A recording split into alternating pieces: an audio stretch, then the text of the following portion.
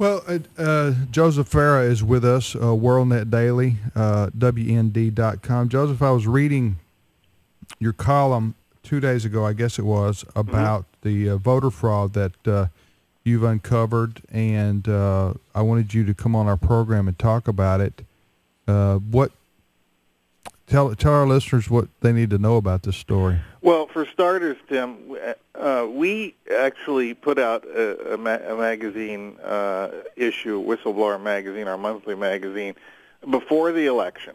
And we talked about in there, the whole issue was devoted to election fraud, the plans that were underway to conduct that election fraud, the evidence that it was underway. The whole game plan was exposed. And, you know, even after reading that issue, I still didn't believe it was actually going to happen. And I still waited there on election night like the rest of America. And quite honestly, from my point of view, pretty confident that we were going to have a Republican victory in spite of it all, because I saw a lot of enthusiasm in this election on the Republican side, and not a lot of enthusiasm on the Democratic side. And I just didn't seem possible that even with a concerted effort to steal the election, that they could do it.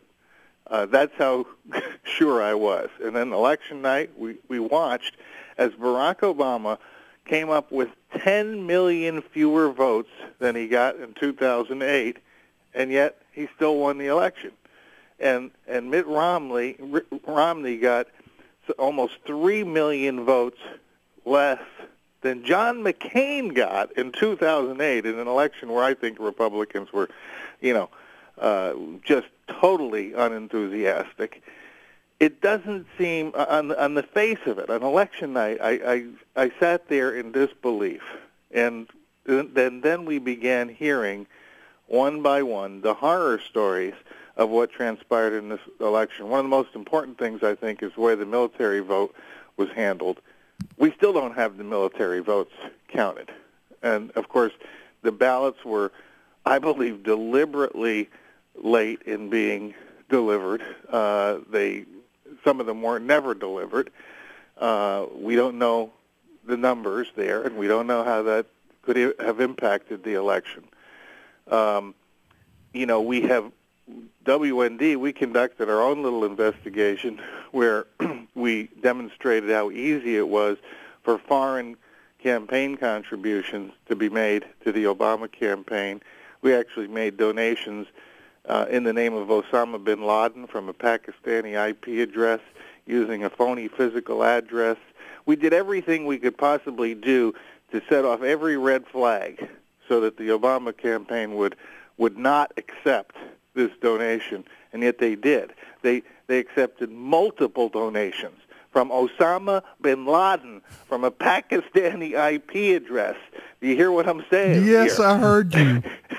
Oh, my word. And then you've got James O'Keefe and what he did with Project Veritas for months, almost the entire year he spent out there proving the absolute willingness and excitement, really, of the Democratic Party to commit voter fraud, multiple voting, the whole nine yards.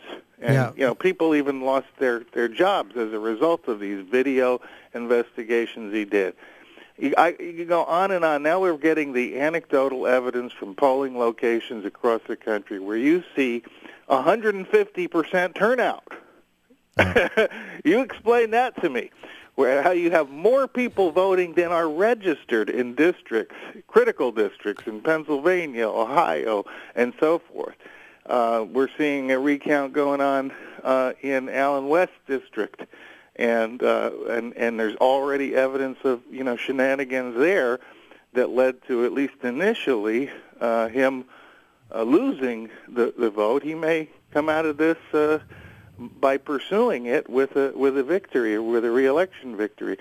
But it's really bad. And the thing, it's hard for Americans to grasp this, because most Americans, I think, are still not inclined to cheat, lie, and steal to get what they want. And what they don't understand is the character, and it's hard to say this because I'm sure there are many people, registered Democrats, who are even listening to us right now, and I'm not talking about that, but I'm talking about the character and nature of the Democratic Party leadership is one that is inclined to do whatever is necessary to win, including cheat, lie, and steal, and commit fraud. And that's what happened. And I believe it was the difference in this election. Tim and Joe, there's a story, Fox News this morning, James Rosen.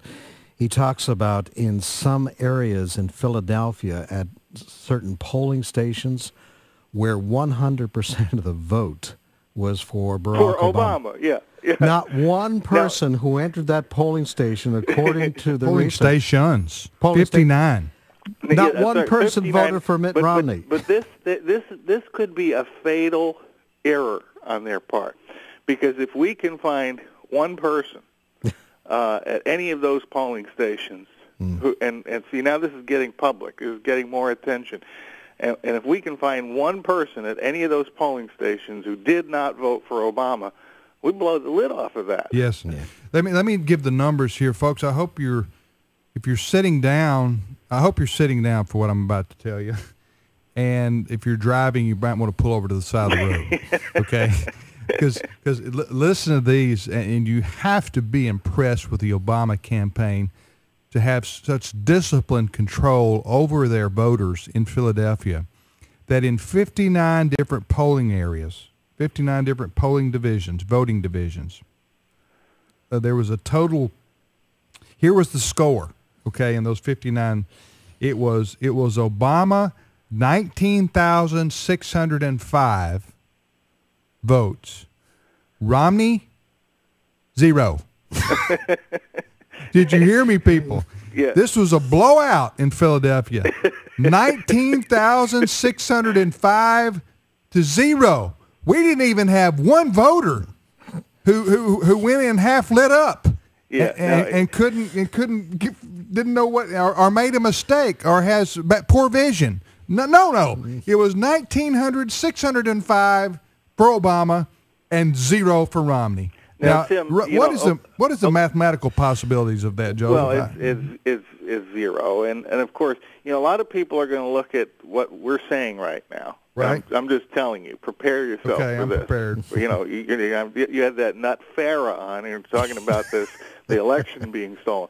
And what they're going to say is this, that's just conspiracy talk. I mean, how could we have somebody steal a national election in America? That just can't happen. You got to be on some crazy drugs or something to believe that. But see, what we're looking at are facts here.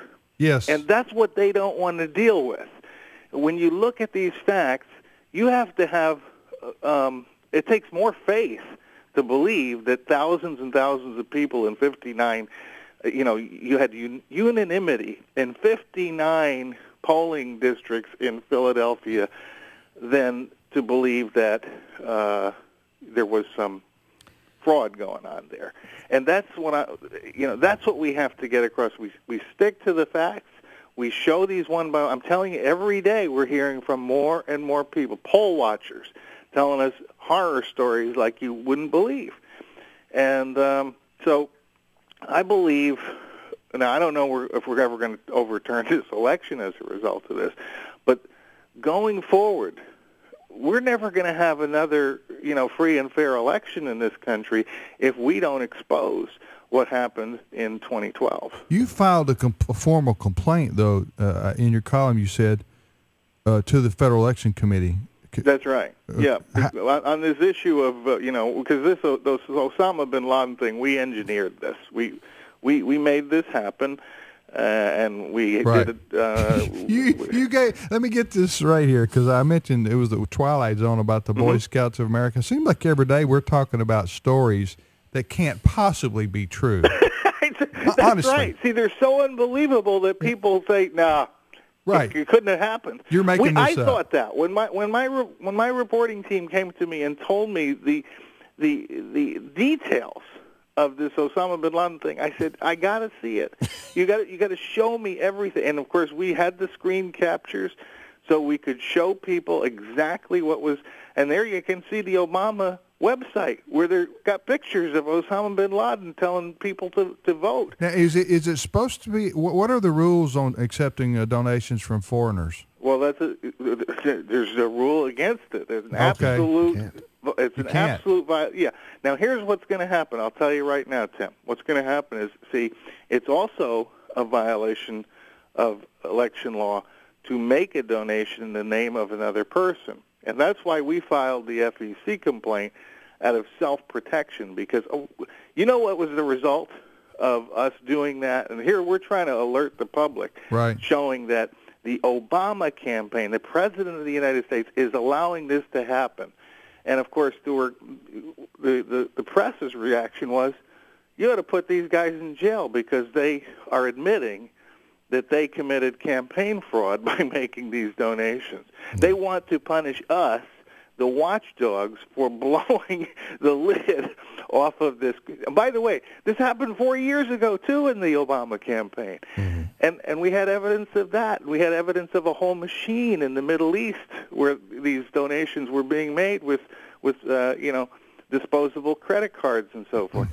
This just simply cannot happen. Otherwise, we don't have the free and open society that we, believe we have. We're talking to Joseph Farah, editor and founder of WorldNet Daily. He wrote a column on this voter fraud, and you did hear him right. And if you're just tuning in, he said his organization, WorldNet Daily, submitted a donation to the Obama presidential campaign under the name Osama bin Laden.